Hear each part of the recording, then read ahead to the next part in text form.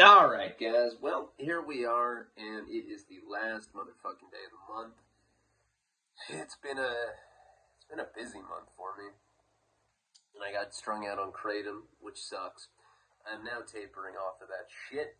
But, you know what? I'm not going to be too hard on myself on it. Whatever. I don't recommend people doing that because it just sucks that I'm actually, strung out on something. Especially something that's, not fun like that. I'm like, look, I can't die. Fuck, this is bullshit. So,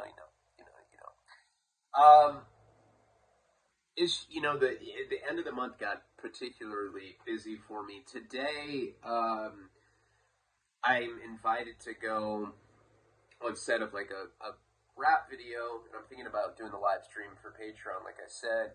But at the same time, there's a couple of videos that I want to do another psychedelic for the $10, and I want to do the naked girl, finish that for the $20 tier. So I have to get that stuff done. I've been promising. Last couple days were really, really, really busy on me. So I want to do probably a shorter epilogue video, what really happened with my friend the other night with the hooker, and what really happened at Brett's house. Those are definitely upper tier videos. I need a smaller group of people I can't have everybody hear that. It has nothing to do with money. It just is about the number of people that I want to actually hear that story, because it's stuff that I just don't want everyone to know. Because I got butt fucked while drinking a martini. I was like, hey dude, this martini's sour. He's like, yeah, it is. So, you want to be famous or not, bitch? I'm like, kinda. So, that's that. I don't know what I'm going to do today. Of course, Karina's like, I don't want you to go to a music video. There's going to be bitches. There's going to be blunts. There's going to be 40s. I don't smoke weed anymore. I was able to stop that. Not that I have anything against weed, and I don't want people to think that, because weed helped me so much. I have mental health issues, and it helped me significantly. It helped me not get night terrors. I don't like being strung out on sleeping medications like Ambien. And it just helped me a lot to a point, but I got, I've always thought about the period when I got out of prison in 2013 when I was sober for 3 years, and that was my best self, for sure. There's no substitute for complete sobriety. And now that I have a platform and I've got, some people paying attention, that would be you guys and YouTube, I almost feel like I have a moral obligation to get completely sober and to lead by example, and that may sound corny to people, especially people that are still smoking crack yeah, lame. It's lame. You should die. My signed blotter will be worth more. Yeah, right. That's some delusional thinking on my part. But anyway, I don't know. I just want to be completely sober, so being on Kratom is not something that I'm super happy about, but I've cut my intake with that in half, And what else? So I'm going to release June Gloom soon, and it's going to be on the $20 tier, and I'm going to do a chapter every Saturday. That's what Brett does. I'm just going to read a chapter, probably starting in March 10th is when the new director's coming on the dock, so you guys will start seeing cuts of that again. When you see the difference, when you see an actual real director step on, show Avery some of the more modern documentary techniques, because Avery went to film school, but he doesn't know how modern documentaries are made. That's a very niche thing. So he has a unique opportunity where this guy's going to give him a mentorship. So not only does he get to get the editing credit, Avery gets to get the editing credit on the documentary, which I personally think is going to do really well, but he's also going to get top-notch training by this director who fucking won Sundance. And I already said his name on the Brett Snell's podcast, so I can tell you guys. His name is Lucas Seller. He edited a documentary called Author, the J.T. Leroy Story, which is really fucking insane story. If you don't know who that is, and you probably don't know who J.T. Leroy is, very, very like fringe writer. But this guy edited a documentary about her, and the whole story was this. There was this, and you can watch this. I think it's on Netflix. It's called Author, the J.T. Leroy story. I'll post the trailer after I finish this video if I can remember. I will put that up on Patreon. I might not go to the music video today because I want to complete my obligations. I'm also going to put up the gift stuff on the tiers right after this. So I'll do the J.T. Leroy trailer and I'll do the gift stuff. Yeah, it's just, I got super swamped with stuff at the end of the month. But, like my friend coming from out of town, being on the Brett show, all this different shit. And I apologize for that. It's not your fault. That's me. I'm just a bitch. But anyway, the J.T. Leroy story, this book came out maybe like 15, 20 years ago, and it was called Sarah. And it was about a transgender lot lizard. Oh, remember, if you're not familiar with the lot lizard colloquial term, why don't you just say slang, fucking lame? The slang term for lot lizard, or what that means, is it is a prostitute that gets butt fucked by truckers. Any prostitute that goes and like sucks off truckers at truck stops called a lot lizard. So this story came out about this transgender HIV positive lot lizard that went around wearing little mini skirts and stilettos getting butt fucked by truckers that like had wives. They're like, dude, no, my wife doesn't know I just got BF'd, stuff like that. And this prostitute is being pimped out by, I forget what the pimp's name is, but there's a pimp that lives at the truck stop and pimps out all the tranny hookers. And the pimp rewards the prostitutes with penis bone necklaces. So whatever prostitute is getting like the most butt fucked, like, hey, you booked the most butt fucking this month, you get the biggest raccoon penis necklace. So the bigger the raccoon penis necklace is, or like, little whatever on the end of the necklace, it's a little raccoon penis, little bone. The bigger it is, the better you are at booking butt fuckings. And that's the whole book. It's called Sarah. It was some insane book. I read it in prison. I was like, this is gross. Fuck this gross shit. I hate gays. Some skinheads like, yeah, me too. So that book came out, right? And on the back of the book, on the author bio, it said J.T. Leroy. Sarah was written by an author called J.T. Leroy. J.T. Leroy is a transgender HIV positive prostitute that writes books about it. People are like, what the fuck? This is bomb.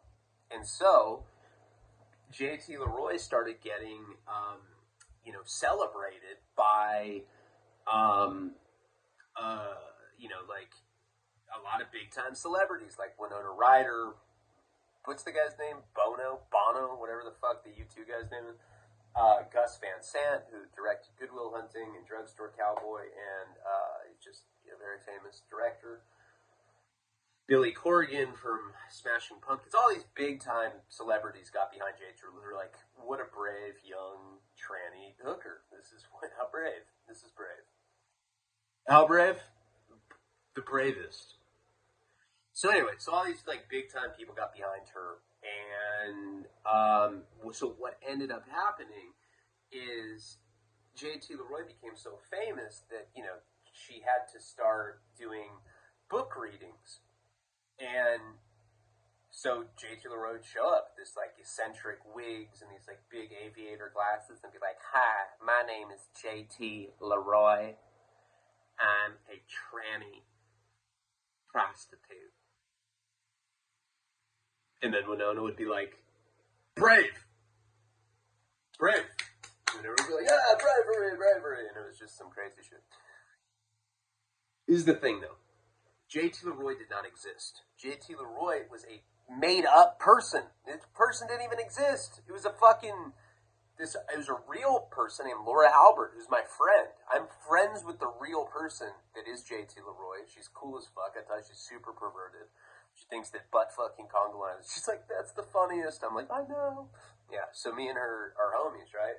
I'm friends with her on Facebook. I'm friends with, she follows me on Instagram, and we talk sometimes. She's cool. She's super perverted. I love her. But anyway, for years, this was considered the greatest literary hoax. Hi, I'm a literary host. It was the greatest literary hoax of all time. Really, it was. People were fascinated. They're like, wait, what? Lot lizard, tranny, prostitute, HIV, writing books. Brave. And then, you know what happened? So my friend Laura, and she's a phenomenal writer. She went on to create the show Deadwood on HBO under the name Laura Albert. So people did not know that the real Laura Albert was JT Leroy.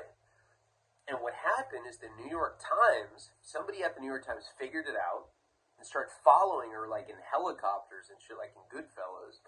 And they fucking busted her. Busted. Like, hey, lift up your skirt. You are a chick. They like shot her. She's like, ah. And that's it. So, but anyway, Lucas Seller, the guy that's going to be the director for Idiot Savant, my documentary, edited that. I saw that movie in the movie theater and remember, yeah, I thought a drug addict. Remember her? In the movie theater, like on the floor. It was fucking wild. And so, okay, so he edited that. He also edited a movie called Shirkers that is on Netflix. It's called Shirkers, Shirkers. In that film, I have no idea what it's about. I don't know if Lucas knows what it's about, but it's good. It's very well done, and it won Sundance. It's about some weird-ass movie that was like made in like Vietnam, and then somebody stole the tapes. It's a fucking weird-ass movie, but it won Best Documentary for Sundance. It's on Netflix. It's called Shirkers.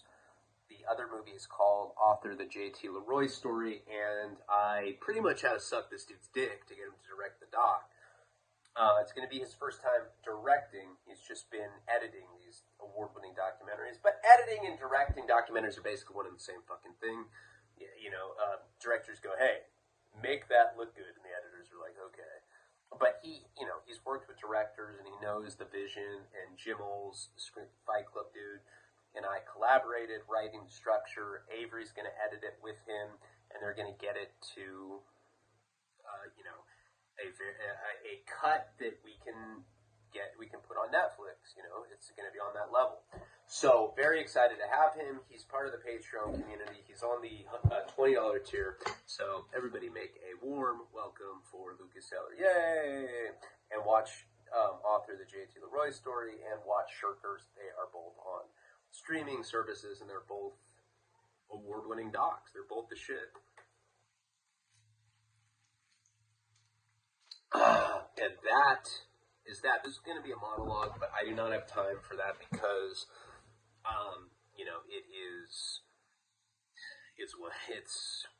don't know. I got to do these other videos for you guys. I got to get the gift stuff worked out today, and then I might go to the hip-hop thing. I don't know. So let's get into the story. And I rarely do monologues that are this long and then do a video with it. But, if I didn't, I'd have to compress the video. I'd have to upload it. And then I'd be like, oh, fuck, just a monologue? Fuck. People don't like it when I just do that. So I might change monologues just to the $10 tier this month. I need to start actually pandering to specific tier. Don't pandering. That's illegal, bitch. You got 3 years. Don't do that. All right, so 14 minutes is when the video starts. All right, so now let's get into the story. This is going to be, what is our baseline series? It is the return of Shaky Jake. So where we had left off last time in that story is that I was kicking methadone and they brought me to the hospital. Now, the Indian doctor got confused and thought that I was coming in fresh off the street. He didn't realize I'd been in jail a week. So he gave me my dose of methadone. He gave me 18. I don't remember what the dose was because I think I wasn't on I was on 180 milligrams, but if you know how a methadone clinic works, and some people don't know how methadone clinics works, why would you not know how that works if you're not a junkie, right? Methadone clinics are fucking very strange. So they're, in California at least, it's a company called Aegis. A-E-I-G-I-S. And I'm going to tell you guys a little side story right now, but I don't want you to tell anybody about this because this is pretty scandalous. But check this out. When I was in my early 20s, I was strung out bad. I was living at that Milpas house, which you guys have seen footage of. I lived there with Jeff, who's my best friend at that time. We're not talking right now, but back then we were best friends, and we lived with Jenny. So Jenny and I lived in a room. Jeff lived in another room. Paul lived there for a while as well. It was just a straight up junkie house. And at that point, I think I was probably shooting about 3 to 4 grams of black tar heroin a day, which, if anybody has a heroin habit or has done heroin before, you know that that is just a ridiculous amount to be doing. I got up to 11 grams once I got on methadone, but before methadone, I was doing about 3 to 4 grams a day, maybe even 5. Significant, because I was already selling heroin at that point. And what happens when you're strung out on that level is you have to do heroin like every hour. You have to do a shot. And I was always like a really lazy junkie. You know, some people are super methodical about it. You know, they're like, all right, I'm going to need the needle. They like put it on like a face cloth that looks all proper. I feel like somebody's going to like hand me a mint when I'm done doing the shot. Some butler, would you like a mint? No, I'm good, man. Thanks though, Alfred. And then I keep going.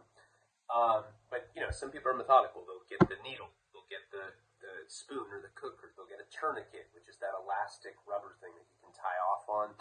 The cotton, you know, I don't know. Some people get, like, really into it. They're like, this is an alcohol swab. An alcohol swab? Are you serious? You're injecting black tar heroin into your fucking veins. You care about an alcohol? Hope you don't get an infection. Never mind that Pisces had the stuff in their fucking anal canal before you got it, but whatever. Let's wipe our arm off with alcohol swabs. Never made sense to me, but whatever. In theory, it's supposed to prevent infection. Now, I was never like that. I was a sloppy dough fiend. I always had a metallic big salad spoon with like a big ass, the spoon was like that big. I'd throw like a random amount of heroin on. I'd get the faucet. I'd put a little on my hand. I'd flick it. And somehow I was so good at flicking water onto the shot that it was what I needed. Then I would put it on a stove, cook it up, do a shot. This is the problem. When you're doing heroin every hour, just to stay normal, just to sustain some semblance of normality at that point, when you go to sleep, you wake up dope sick. I'd wake up just dying. Every morning I'd wake up and there'd be snot, you know, trailing down my chin. It looked like cum. I'm like, yeah, it's cum. Ugh. Glad at least it's not snot, bro. I'm like, yeah, that would be gross. Looks like, you know, I mean, I'm not to be too graphic, but if you watch pornography, it looks like a girl that has cum dribbling out of her mouth. I'm just saying, that's what it looks like. I'm sorry. Piece of shit. And then I would have, back then I lived upstairs in this Milpas house, so I'd have to get up. I usually, like, had a shirt on with, like, a pretty, like, an XL shirt, so it looked like a dress. Then I'd always have, like, snowman logoed boxers, usually with a big old crusty shit stain in them. I'd get up like that, hair all fucking frizzy, and I'd go downstairs to the kitchen, that's where I cooked, because I would like to use the stove, because you could turn it on and put it over there, and it would sizzle and cook. But what happens is I'd be so nauseous with that snot coming down my nose that looked like cum, and I would be covered in sweat, just filmed in it. It looked like I was in a sauna or something. I'd go to the kitchen, cook this up, and just the scent of it, that rancid vinegar-like odor, because that's what it smells like. Heroin smells like vinegar. It smells like vinegar cooking, but it has this like very sweet hint of roses or something. There's like a sweet smell in there too. It's what gets me every time. Like, it smells nice. I don't know. This can't possibly destroy my life. And then, when I'd be cooking a shot, I'd get nauseous and I'd vomit. So, just imagine this. I'd be standing there with this big-ass shirt on, boxer. It looked like I'm wearing a skirt. and I'd be cooking it, like tilting my head away because I don't want the fumes to, invoke vomit. And a lot of times I wouldn't be able to hold it. So I'm like, it looks like I'm fencing. I'd have like one hand kind of shaking above the stove, and then I would just be like, and I just puke. It sucked. Sometimes I'd wake up puking. So what happened is I was like, I'm sick of being dope sick at night. And some of my old school junkie friends would tell me not to go on the methadone program. They said, don't do it. They call it liquid handcuffs. At the time, there was a popular documentary that had come out on HBO called Methadonia. And it would show people that were on like 900 milligrams. They were like literally state certified zombies. They'd be like, they'd have to like, they'd put them on like, they weren't in a wheelchair, but they'd be on like those office chairs with wheels like I have. And you'd see people just wheeling them into the clinic, and they'd be like, all right, sir, try to lift your head so that we know you're alive. And they like wouldn't be able to, and their friend would like have to lift their head, and they'd be like, they'd pour methadone in their mouth and then be like zombified again. I don't even know if these people knew they were on methadone. I don't even know if these people knew they were alive. And they'd like wheel their office chair outside and just like it'd be like snowing. Fucking owl would like land on their arm and flutter its wings. It was really ridiculous though. These guys in New York that would become zombies essentially. So my old school junkie friends warned me about methadone. Don't get on methadone, you'll be stuck for life. I'd be like, okay, I'm never going to do that. Thanks. I love advice from other junkies. You guys for sure know how to live your life. All right, thanks. So people had told me not to do it. But then I had a couple other friends. You always have that one dope fiend friend who gives you the bad advice. Like, hey, dog, I don't really understand why you want to be sick like that, fool. Hey, if you take methadone, you wake up feeling fucking femi every single day, dog. No sickness, no nothing, no dandruff. You don't even get dandruff on methadone, dog. No fucking dandruff no more. Fuck. You start fucking skinny bitches. Who cares, fool? Who cares? Get on methadone. I'm like, oh, all right. Thanks, baby criminal.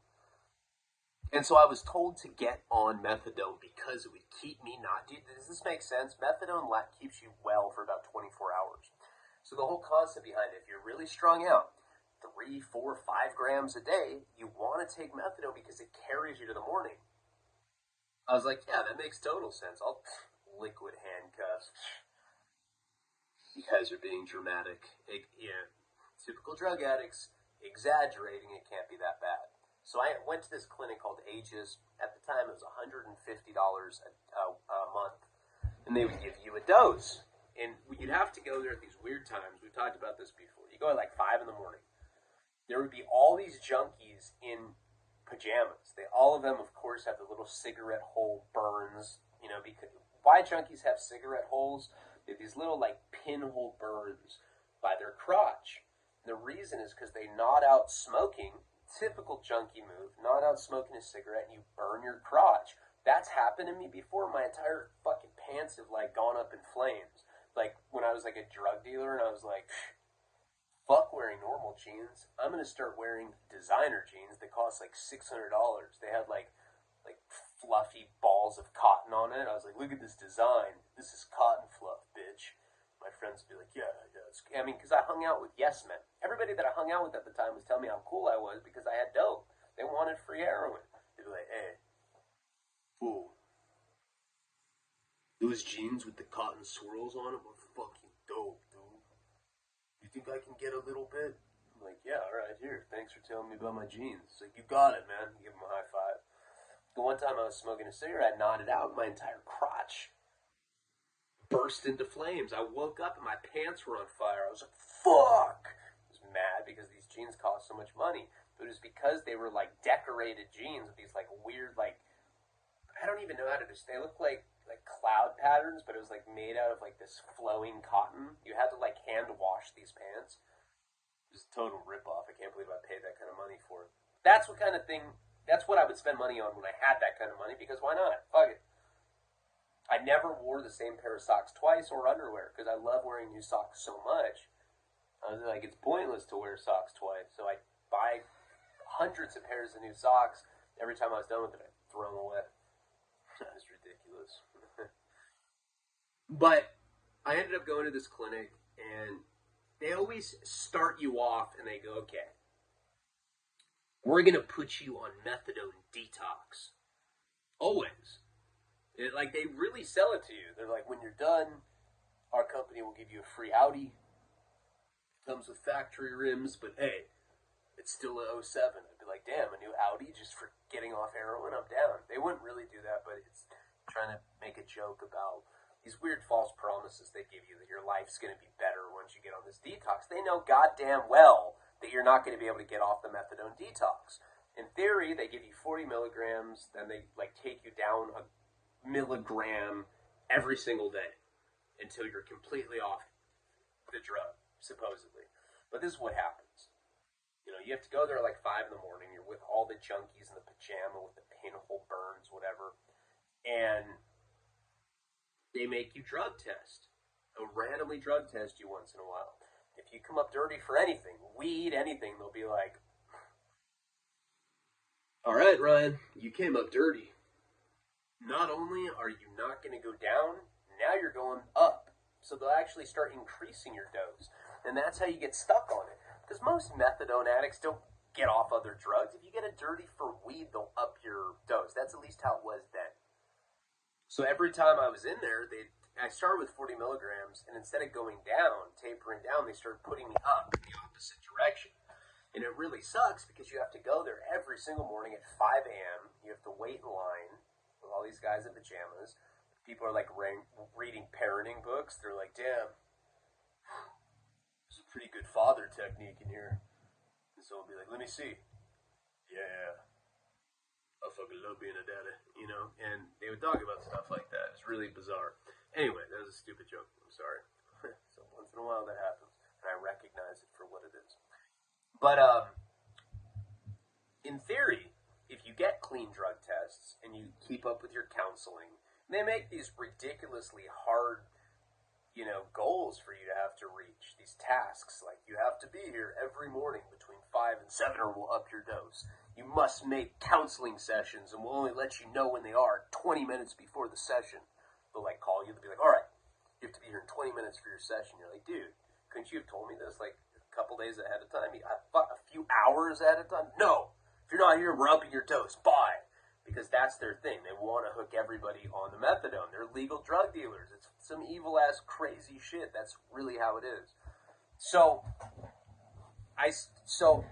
if you do good, if you do all the little things that they tell you to, they give you take-homes. So you have to go you have to go buy a lockbox. That's another thing. They're like, well, to be included in the take-home program, you have to buy this specific lockbox. Costs $200. It's some expensive lockbox. What junkie that's going to the methadone clinic can afford that? You have to have this nice-ass, like, fucking briefcase-looking lockbox that you can bring in. They give you you can earn a week of take-homes, weekend take-homes, a month of take-homes. I know people that have been on the clinic for years that have, like, a 30-day take-home package, and they give them it in the lockbox, and you take it home. So you always see the guys with take-homes, like, walking out of there with like this briefcase lockbox thing, and everybody resents those guys. They look at him and they're like, hey man, fuck that fool. And you're like, yeah, I'm gonna keep staying dirty. Fuck my life getting better. And we're like, yeah, me too. That's pretty much what you're dealing with. The guys that you see at the clinic all the time are the guys that just don't give a fuck, and they keep getting high. And then you run into the issue where you're addicted to heroin and methadone at once. And that duality, being on both of them at the same time, is vicious. At least, if you miss a methadone dose, you don't get sick, because you're doing heroin on top of it. But the whole thing is just treacherous. So I never was able to get take-homes, and I had to go to the clinic every single day, which is really an inconvenience when you want to travel. Like, say you want to go to Hawaii or something, you're fucked because you have to go to the clinic every day. Occasionally, you can do what's called a courtesy dose, and this is where the story comes in, and I don't want anyone to tell anyone the story because it's ridiculous. I was on the methadone clinic for a few years, right? And back then, every Christmas we would go up to San Francisco to see my extended family. my cousins, my uncles, aunts, grandparents, people that we don't even talk to all year long, but then we act all chippery with for special occasions. You know the type. And they all judged me. You know, we'd be like eating. They'd be like talking about going to Ivy League school. They'd be like, Ryan, you still on drugs? You know it, baby. Oh, that a guy. And they'd all kind of like laugh at me. It was always kind of demeaning and humiliating, but whatever. Neither here nor there. I'm actually doing a lot better than a lot of my family now, so I don't know. You win some, you lose some. I love them. I do, but the judgment is palpable. You can tell that they judge me.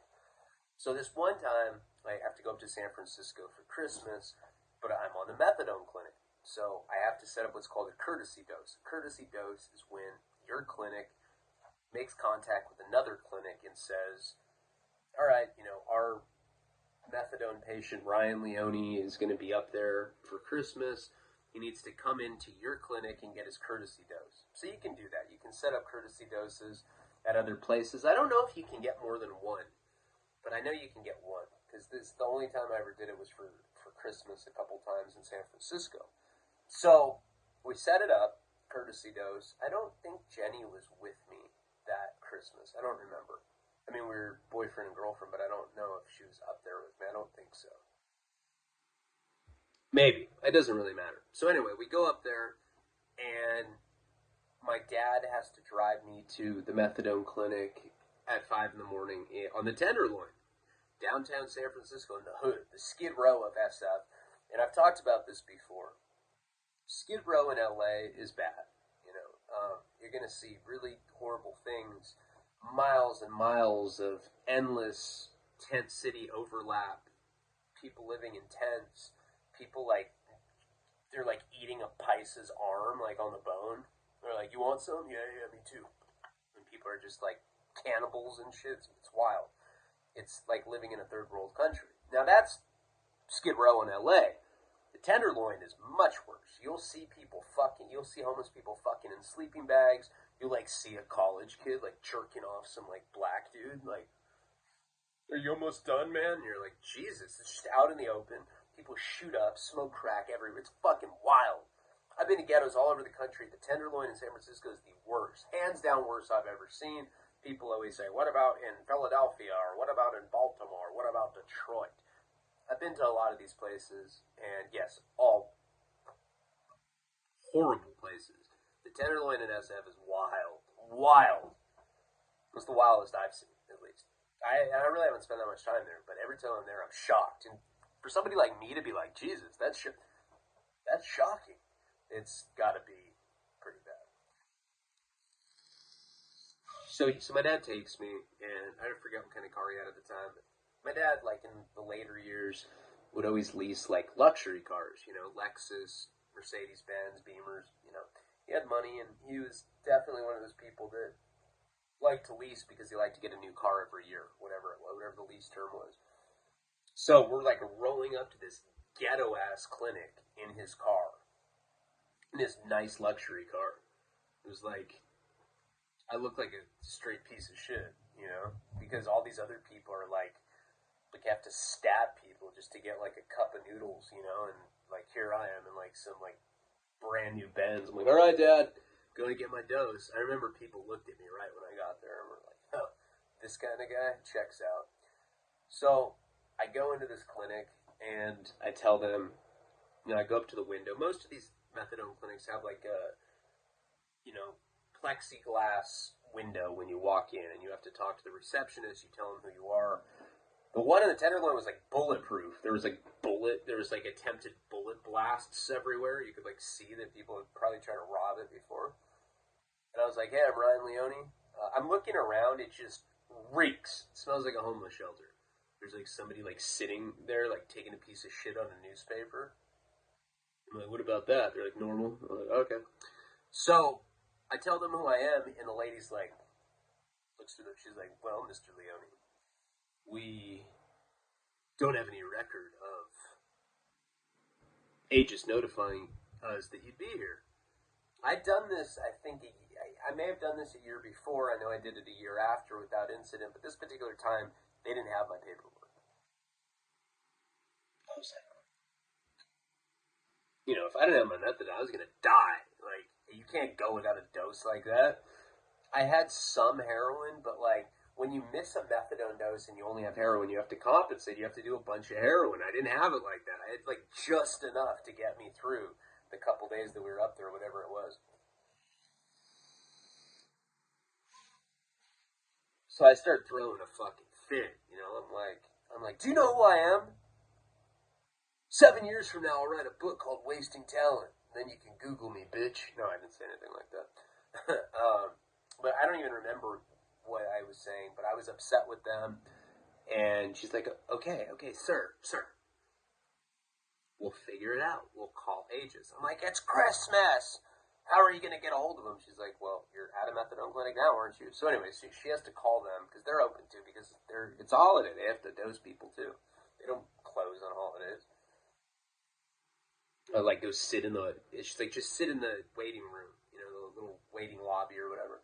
I'm sitting there and they were like giving out like those little tiny candy cane things and like they gave me one and some like old toothless guy was like, hey, are you gonna eat your complimentary candy cane? I'm like, you know what, man? It's all you. And he like grabbed my wrist. This is true, I swear. He's like, thank you so much. This is the only Christmas gift I've gotten for the last 8 or 9 years. My family disowned me because I'm a sex offender. I was like, dude, get your fucking hand off of my wrist, you old fucking weirdo, dude. He's like, wow, darn you. And he's like, and I like snatched the candy cane out of his fucking house. Like, get away from me. Hey! Security! Everyone's looking at me like, security? What the fuck? And I just like got up and walked to the other side and he was like stewing. You know, I was like, Jesus Christ. It reminded me, remember that time I was doing community service work in Santa Barbara? And like it was like I was all hungover. This is in 2017, where I worked for that gay dude. He used to make me like clean toilets with a toothbrush, and I was like hanging out with some black guys. And I was like, yeah. I was like, I just have to do this for community service for the feds. I just got out of federal prison. He's like, oh, you know, I've been to the prison too, and I hate the prison. And I was like, really? What'd you go to prison for? He's like, oh, well, you know, I was out in Isla Vista. I was out in the college town, and, you know, I seen these girls, these college-age girls, man, they were the sweetest-looking girls you ever had seen. And I gotta be honest, man, you know, I showed them my dick. And, you know, I'm being honest with you now, and I'm not saying that it's right. I'm just telling you the truth here, that I showed these college girls my dick, and I went to the prison because of it. I was like, oh, that's so. I don't care. I don't judge you. You know, but that was the first, and then the second time was for rape. Mm-hmm. For raping a woman. But yeah, it wasn't a guy. What did you go for? It's like selling heroin. I gotta go. Yeah, that was the same. It reminded me of that. But anyway, so I'm sitting in this waiting room. Maybe this like rabid sex offender like tried to like take a candy cane from me, or I took a candy cane from him, and he was all mad about it. You know, it's like the first gift that he had gotten in years. But anyway, it was a while. I'm sitting there, and I'm just like, fucking. I know how my dad is. My dad's like sitting there all impatient in his Benz, you know, like probably like touching the OnStar button or like OnStar. What do you need today, Mr. Leone? He's like, I fucking hate my son. He's in there again. He doesn't care about me. He's so self-centered. All he thinks about is himself. Frank, we've talked about this. You need to stop calling OnStar. We're not here to offer you advice about your drug-addicted son. I know. God damn it. And you like hang up. I don't know. I made that part up. But I'm in this waiting room, and finally I'm like, I gotta go tell my dad something. You know, it probably been like 20 minutes. You know, I went up to the receptionist again. I was like, hey, did you talk to Aegis? She was like, we're waiting to hear back. I was like, fuck. So I go outside and I tell my dad, I'm like, Dad, I don't know. I guess they don't know that I'm supposed to do a courtesy dose and they're making me wait. My dad's like, no. God damn it, no. We're always on your time. Miss your goddamn dose then. Who cares? I'm like, Dad, I cannot miss a dose. Fucking robbing liquor stores at gunpoint. Are you serious? I can't miss my methadone dose. My dad's like, God damn it. I think that this was pre-Al-Anon. No, I think he probably was an Al-Anon. Well, I've been told that you should just die. That I shouldn't leave you anything in my will. That's what I've been told. I'm like, all right, Dad. I see that you're in a bad mood. I'm going back into the methadone clinic. So I go back into the clinic, and probably like 20 more minutes goes by. I go up to the receptionist, something like that. It was a while. I've probably been there an hour in total. Up to the receptionist, I'm like, hey, did you talk to them? She's like, yeah, we talked to them, and they did verify that you were a patient there, but we need a courtesy dose fax from them. How long does that take? Oh, it could be 30 minutes. Could be a couple hours. I'm not sure. It's up to them. I'm like, well, can you call them again? She's like, no. I get minimum wage. I'm like, okay. That's great. Thanks for ruining my Christmas, bitch. I go outside. I talk to my dad. I was like, Dad, they're waiting on a fax now. My dad's like, oh. You know what? Here. He takes out a $100 bill from his wallet. He says, take a taxi home. I was like, okay. Don't spend that on drugs. I was like, yeah, I won't. I'm not on the San Francisco Tenderloin. I'll be fine. Thanks for the $100 in the ghetto when I might be dope sick. I could die, but I'll see you later. Merry Christmas. So he left me my dad left me at the Tenderloin with a $100 bill like that. I was like, what the fuck? So I ended up going back in there, and finally, I think it was like well over an hour after that. I was probably there for like 2 hours. Finally, they were like, Leon? I'm all like feeble now. I'm like sick. I'm like, yeah. We're ready to dose you now. We've gotten the fax. Go on. Go in. I was like, all right. So I ended up going to this I remember you had to go around this corner, and I went to this window, and they dosed me.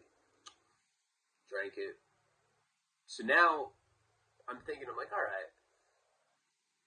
I can't be a total piece of shit. I can't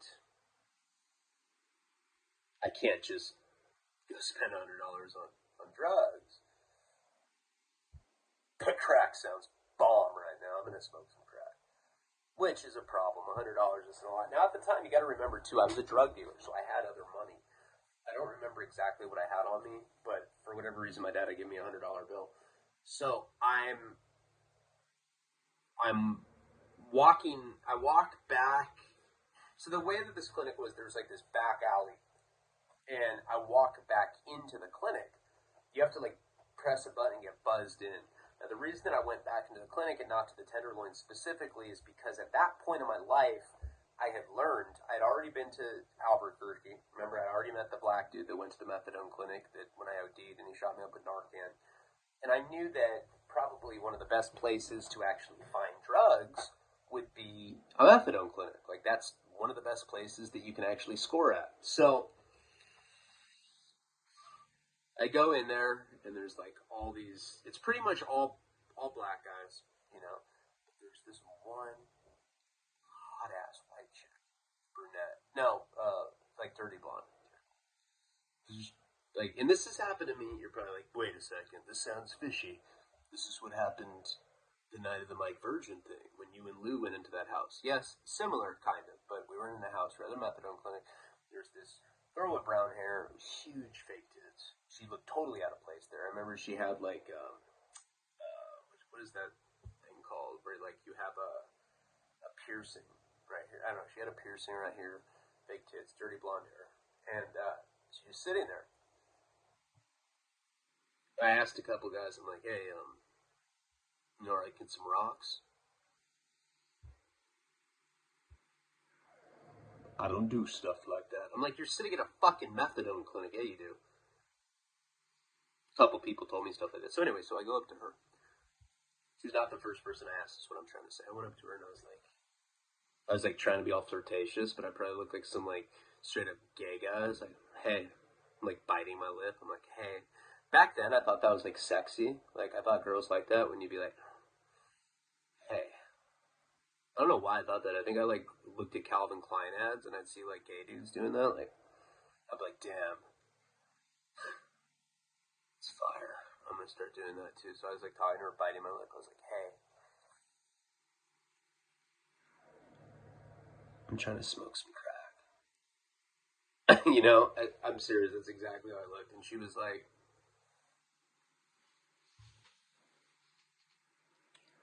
I'm a prostitute. And I'll suck your dick for $50 right now. Now, this is the thing. She did not look like a prostitute at all. She looked completely out of place there. Now, I'm on methadone, so I'm not horny, is the thing. Like, yeah, I'll flirt with girls back then.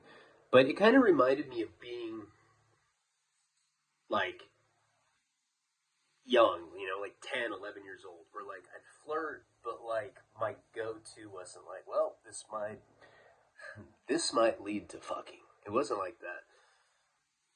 So I don't think that I really, even thought that that was the end result. And at that point in my life, I had only been with one prostitute. And it really, not even really been with her. If you remember the story, when I was 21 or 22, I think I was 22, I went down to LA to get like a half pound of heroin, I think. Half pound or a pound. And that's back when I hung out with that dude Jerry, who was a crackhead. He'd be the guy that would like smoke crack. He'd be like, here, put on his Dodgers hat, put on aviators.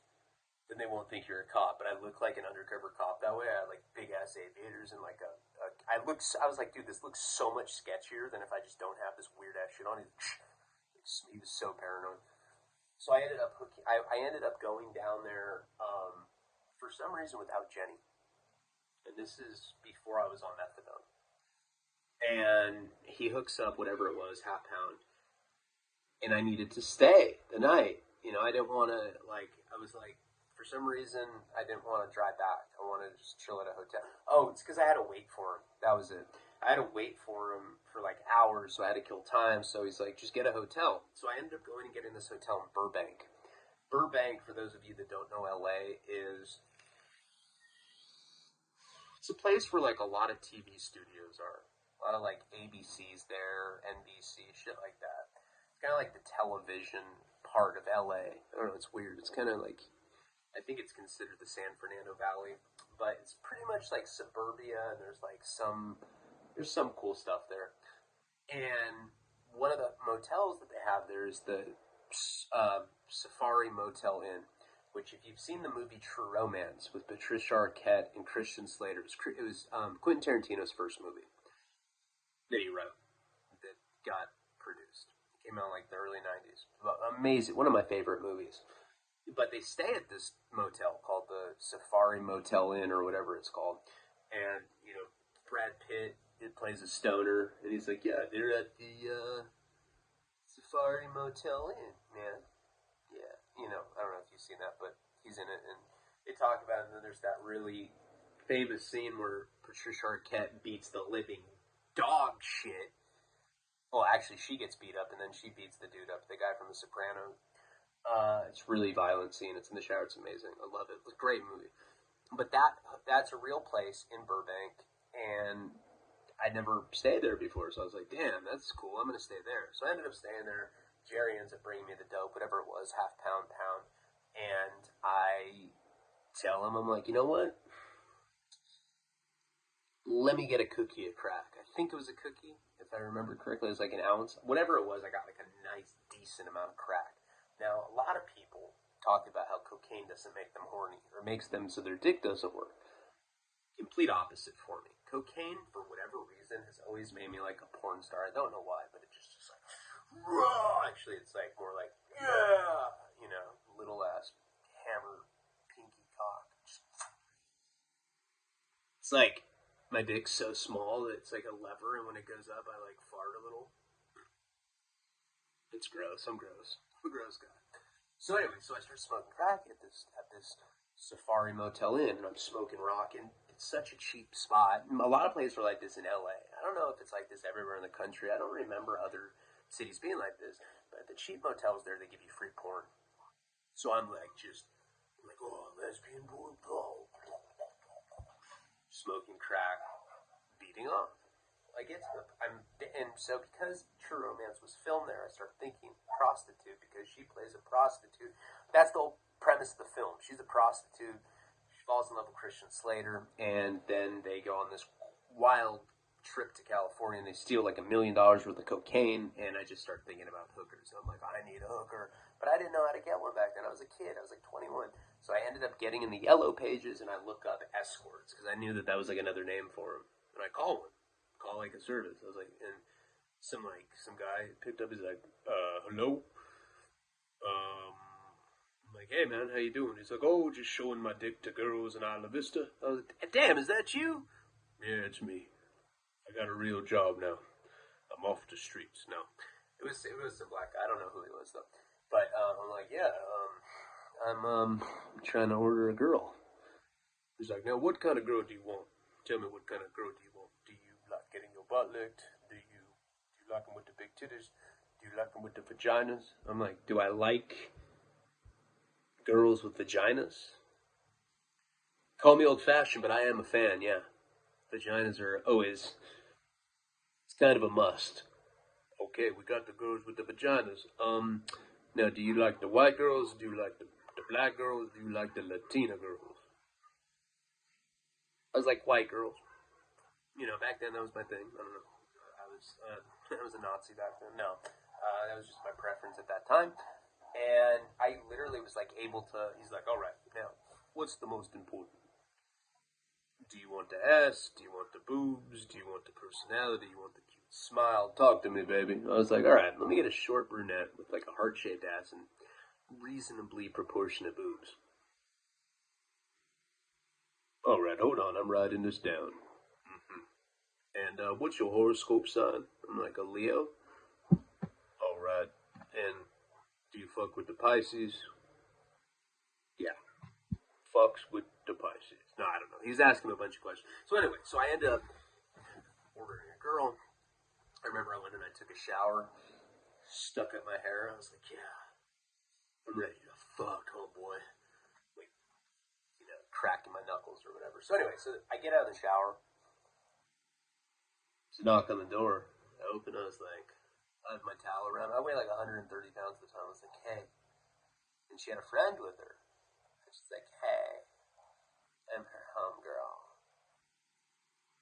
You can do both of us at the same time. Now I'm intimidated. I'm like, Jesus, start with the threesome. That sounds, I don't know, kind of a bitch.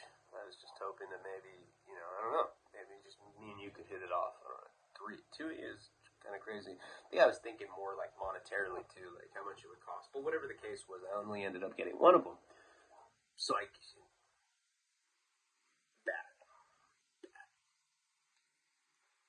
kind of chick that would like make me like just bite into a zucchini. Fuck, fucking zucchini tastes great. So she comes in and they were both kind of like giggling at me because I was like, hey, come on in. So she comes in and she's like, so it's $600. I was like, for $600?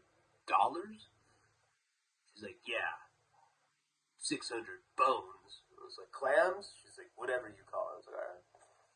And a fat ass fucking roll too. And I was like, it was probably like mostly 20s or 5s or whatever, but I did have a fat roll. She probably thought I was rich. She's like, all right, put it on the desk. I was like, all right. I just like slapped it on the desk. And she ends up,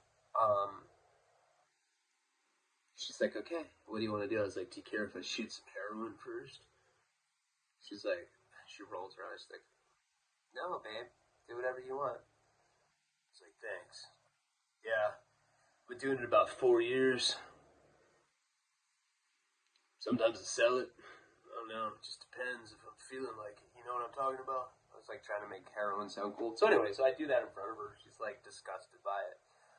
I lay in bed, and I'm laying there. I've like, you know, and she's like, hey, let's throw on some porn. And I like bit my lip. I was like, okay. And so she throws on porn, and she's like, I want to crawl on top of you. I was like, well, you do. Go with how you feel, babe. So she crawls on top of me. She puts her ass in my face. It was a heart. It was literally like a heart.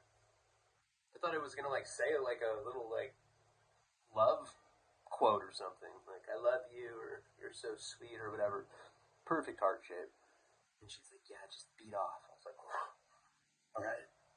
And she's like, oh yeah, baby, huge. It's so big. I'm like, yeah, lie to me. All right. She's like, okay, thank you. It's just in my face the whole time. I didn't get to touch her. Didn't do anything. I was like, wait, what?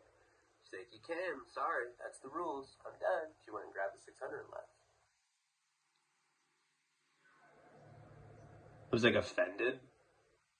I like called the black dude back. I was like, hey, why'd you ask for my horoscope sign then? He's like, Leos are the bitches. And he hung up. But anyway, so that was my first time getting burned. That was the only fucking experience I had with one. Okay, so now, a couple years later, I'm in San Francisco in the Tenderloin at this methadone clinic. And I go to this girl. I was like, hey, I'm trying to smoke some crack. She's like, I'm a prostitute. I'll suck your dick for $50. I was like, but of course I'm like asexual and methadoned out. I was like, damn, babe. Well, if I smoke crack, I'm probably more likely to do it. She's like, yeah, I can get crack. She starts like talking like a dude now. I was like, so I ended up leaving with this girl, and like, she had these jeans. She had these jeans on. It was insane. It was insane curve. She looked like Catwoman or something. I was like, damn. But I was still kind of asexual at the time. I was so methadoned out. So she's like, come on. I'm like, all right. And so I'm like thinking, I'm like skipping a beat. I'm like, yeah. Woo. I'm gonna get my dick sucked. I'm gonna smoke some crack. Then I'll go back to my family and act like nothing happened because I'm a scumbag like that. So we're walking down this alley, right? There's like this alley like behind the methadone clinic. And that's why I was saying, I don't remember if Jenny was up there with me or not. If she was back at my grandparents' house in San Francisco. So I'm walking through this alley, and I'm like, trying to make small talk. I'm like, so, you know, how long have you been a prostitute? She looked at me, she's like, ever since my stepdad killed my mom in front of me, and I was 7. I was like, Jesus Christ. No, she didn't say that. That was a very not cool joke. I'm sorry. At least I apologize for it. But I forget what she was saying, but we were making some small talk. Anyway, so she's like, so how much do you want? I don't remember how much money I had on me, but I think I had more than 100. Like I said, because I was a drug dealer back then, but I know that I definitely had my dad's 100. And I was like, how about 50 in crack, the other 50 for us? She's like, okay, let me see the money. I was like, you gotta see the C note? They call me C-Dog. You know, whatever I was saying, I was trying to sound cool to her. She sees it, she's like, okay, cool. We're gonna go to my friend Pistol Pete's house. I was like, okay. So we're walking through this alley, and we end up getting to, this alley, it goes behind these buildings. So it goes behind the methadone clinic.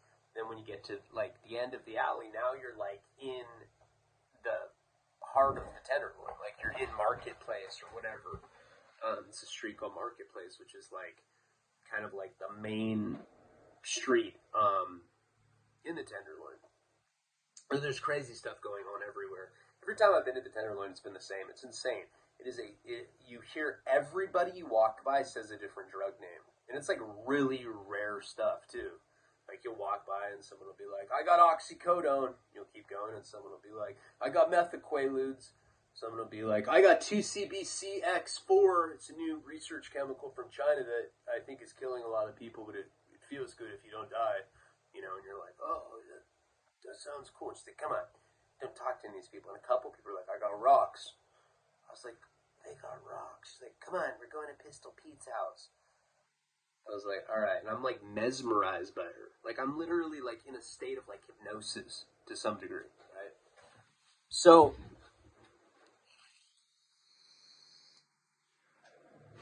we end up getting like I don't know this area very well, but I forget exactly the name of the street, but we end up getting to this like industrial looking, I guess, office.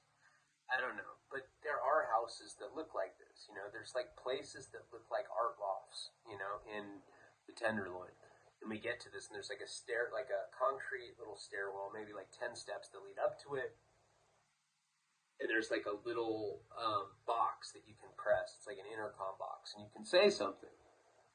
And she goes up to it and she presses it, and she's like, and you hear somebody come on there like, "Hello," and she goes, "Pete." He's like, "Yes." Sounded like some sort of god or something. I thought it was like a fucking crack deity. I was like, "He sounds chill." She's like, "He's the chillest." She's like, "Pete, I'm here with a guy." He's like, "We'll bring him on up." I was like, she looks at me and she like gives me the thumbs up. She's like, and he goes, "You got the money?" And she's like, "Yeah, Daddy, I got it." He's got 100. Good work. I look at her. She's like, "Okay, we're gonna go in." So this like this like super loud, like it's like this, you know, like an electric bolt, you know, like he could let us in from outside. He goes, and there's like this like clacking, like clack. You know, obviously he was able to remotely open the door or whatever from where he was.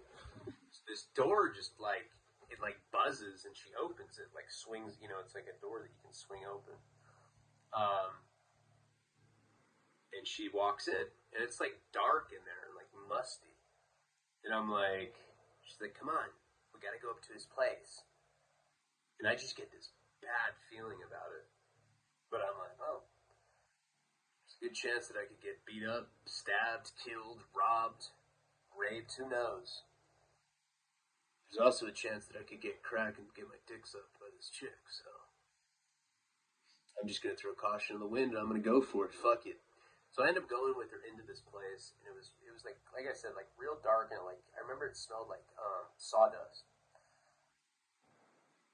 It's super dark in this. I don't even know what it was. Like it's like a 2-story.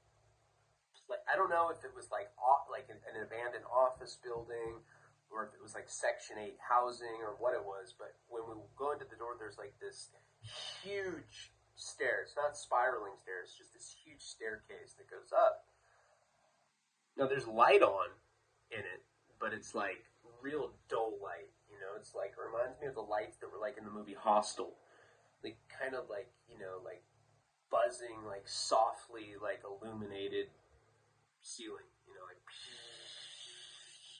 it looked like it was the electricity was like fighting to stay on.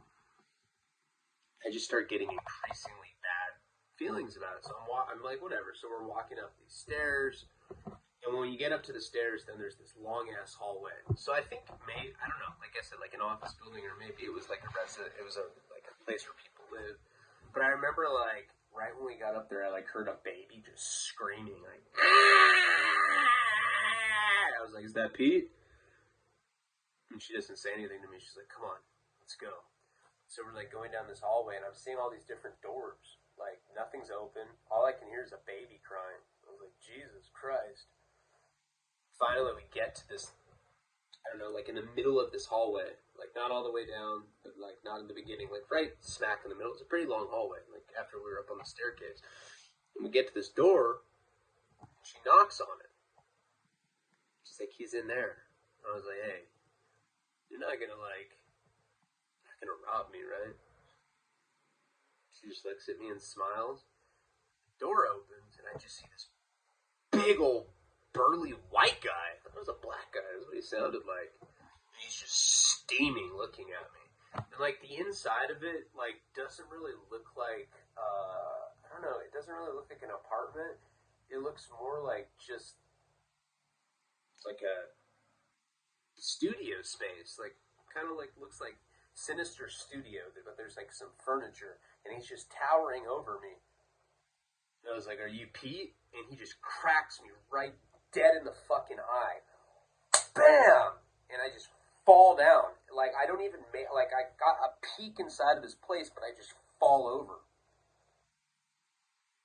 I can feel a foot, like I can feel myself getting stomped out, right? And I'm like putting my hand over me. He's like, yeah, you think that's cool, you little fucking queer? You fuck, he just kept calling me a queer. I was like, I'm not gay. And I'm like trying to defend myself. And I'm looking down, right? Like I'm like on my stomach and I'm just getting my ass beat. I'm trying to like block my face, you know? He keeps just kicking me over and over and over again. And I'm like, it's the kind of thing when something like that, and this has happened to me a bunch of times where I've gotten jumped or I've gotten beat up. You're just like, kind of like, oh, I hope this ends soon. Like I was so unexpected. Like he just opened the door, kind of towered over me, mad, and then he just punched me. I fell to the ground. He started stomping me out. And he's calling, "You fucking queer, queer." That's all I really remember him saying. And finally, I just feel it stop. You know, I just feel like he's no longer kicking me, and I'm laying there. And it's funny, like when you get beat, or not funny, but every time I've got beat up real bad like this, it's kind of like the same. Like you kind of like after he was done beating me up, I kind of just like played dead almost, you know. I heard some footsteps. They had closed the door. I'm just kind of like laying in the middle of this corridor, like somehow like now I'm like in the middle of the hallway. I hear the door closed. I don't really see what happens to them. I'm kind of just playing dead. And when I put my hand like to my face, I just feel warm blood, and it's like trickling down my hand. I got beat up bad, and they jacked me. I don't know if I had other money, like I said. I don't really remember, but they fished through my pockets, and I could feel with the amount of blood that was on me that I was like really, really, really beat up bad. And I laid there for a good 5 minutes without getting up because I didn't want to like I didn't know where they were. I didn't see them leave. I don't know. I don't really know what happened. And when you get beat up like that, like I didn't fight back, but I was kind of like in a state of shock, I want to say. Like this chick just totally set me up, which that checks out. And finally I get up, you know, and I remember like when I tried to stand up the first time, I kind of like stumbled a little bit. Like he beat the shit out of me, stomped on me so many times. My entire body was all welted up, and there was blood all over me. Like I looked down, and there's just blood. I'm covered in blood, like pretty bad, you know. And then like you know, I put my hand up to my face, and I can literally see the blood. Like, and I like go like this. It looks like I'm like holding like a handful of paint or something, like red paint. I'm kind of like stumbling out of there, and I hear a door open, and I'm like. It's like coming from the other direction. You know how like when you're down like a corridor, like things reverberate and things echo? I hear a door open coming off in the distance. So I don't even look. I just run as fast as I can back to that stairwell, like from where the entrance was. And I run down to the front door and I go to open it. It fucking will not open. It's locked. I can't open it from the outside. I remember just panicking. I don't know what I look like at this point. Like, I haven't seen myself. I'm just freaking the fuck out. Now, when we had first gone into this place, the only thing that I saw was the stairwell going up, so I, like, didn't know what else was in there. I don't even know what kind of building we're in. We're just in some weird industrial building. There's, like, a staircase that led to a corridor. I saw, when he opened the door, it kind of looked like an art studio. I mean, there was furniture. It looked like Sinister's, kind of. There wasn't art up on the walls. It was just a bunch of, like, weird, like, couches and shit. And I never turned around when I heard that door open. You know, I don't know, like, who's behind me or whatever. And I look at the stairwell, and there's, like, this space behind it. Like, there's not really anything except for the back of the stairwell. You know how, like, you know what it kind of looked like when you're in, like, at a high school football game or something, and you're, like, behind the bleachers.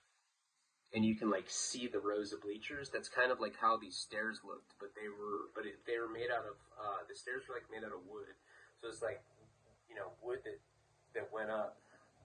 Like it was like added on at some point. I don't know. It's hard to describe, but it looked like the other side of bleachers. So I go, and once I realize that I can't open the door, I go and I hide behind the steps, and like there's like this space behind them where I can like see them at the back of bleachers. It's the best way I can describe it.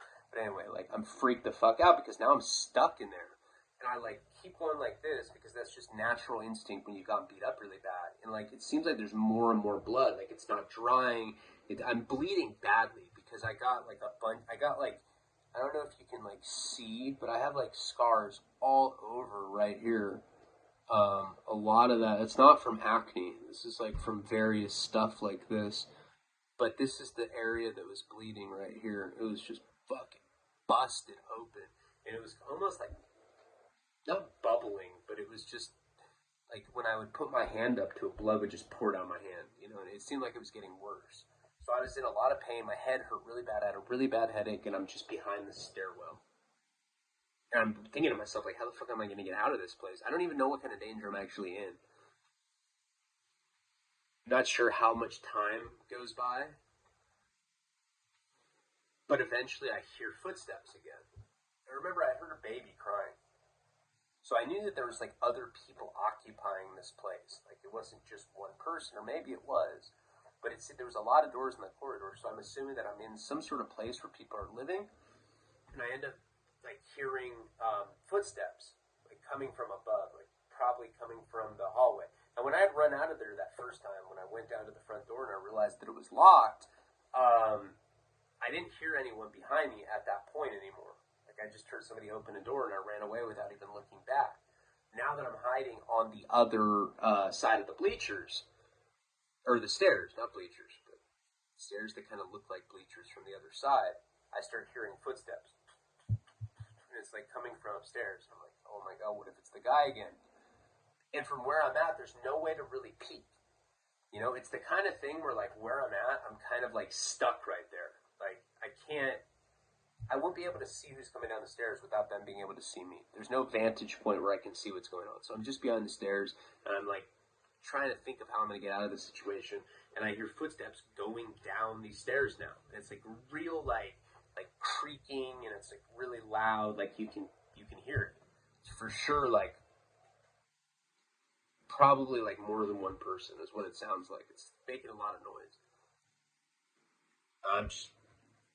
I'm petrified because I'm hurt, and I'm thinking that something worse can happen to me. I just got robbed. I mean, that's not that unusual for stuff like that to happen.